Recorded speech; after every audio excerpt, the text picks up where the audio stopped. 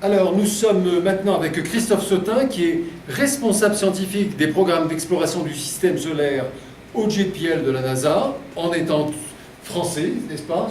Je suis bien français, oui. Voilà, très bien. Donc, première question, Christophe, vous avez suivi de près, bien sûr, cette mission. Pourquoi travailler en infrarouge? Pourquoi est-ce si important d'avoir cet instrument VIMS, Virtual Infrared Mapping Spectrometer, surtout pour travailler avec Titan? Alors c'est pas virtual, hein, c'est visual. Pardon. Donc c'est un spectromètre infrarouge qui a été développé en particulier avec l'équipe de l'Institut d'astrophysique spatiale qui est à Paris. Et j'en profite pour remercier les chercheurs de l'Institut d'astrophysique spatiale, en particulier Jean-Pierre Bibrine, qui en 1989 est venu me chercher et m'a dit Christophe, je crois qu'on a besoin de géologues sur notre mission, est-ce que tu serais d'accord pour venir travailler avec nous? Donc 1989, c'est quand on a commencé à écrire le projet et qui a été accepté un an plus tard. Donc ça veut dire que je travaille sur Cassini depuis maintenant 28 ans. Donc ça a été une grande partie de ma carrière. Alors pourquoi c'est important? Quand on a écrit en fait ce projet, on pensait que cet instrument allait nous apporter des informations sur l'atmosphère simplement.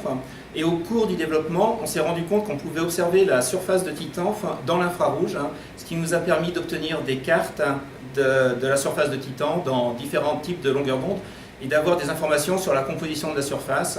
Et comme l'a très bien expliqué Jean-Pierre plus tôt, cet après-midi pour vous, Titan est un monde très très riche, c'est un monde absolument unique et je suis complètement d'accord avec Roger Maurice Bonnet, merci beaucoup.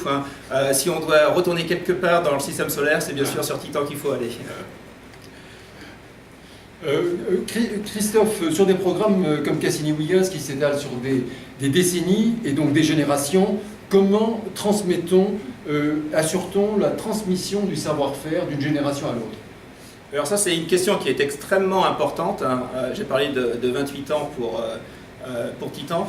Donc ce qui est fondamental, c'est de pouvoir associer des jeunes chercheurs, de pouvoir assurer la continuité du savoir-faire et de le transmettre.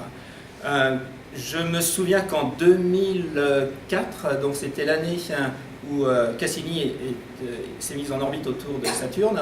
Donc en 2004, j'ai recruté deux jeunes chercheurs, Sébastien Rodriguez, qui était un postdoc, et Stéphane Lemolik. Et tout le monde est là. Oui, tout le monde est là, ils sont venus, donc l'équipe est au complet.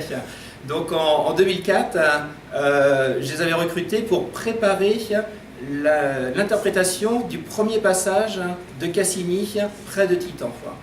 Et on a obtenu les premières images de la surface, et c'était vraiment un moment qui était absolument inoubliable. Je me souviendrai de la nuit qu'on a passée à Caltech, à JPL même, à traiter ces images, parce que c'est la première fois qu'on découvrait la surface de Titan, et avec cette caméra infrarouge, on a obtenu des images avec une résolution qui était de l'ordre du kilomètre. Alors ça paraît pas très très bon, mais à l'époque on découvrait des zones qu'on n'avait jamais découvertes. Je me souviens des discussions le lendemain qu'on avait avec l'équipe, parce qu'on ne savait pas ce qu'on avait observé à la surface.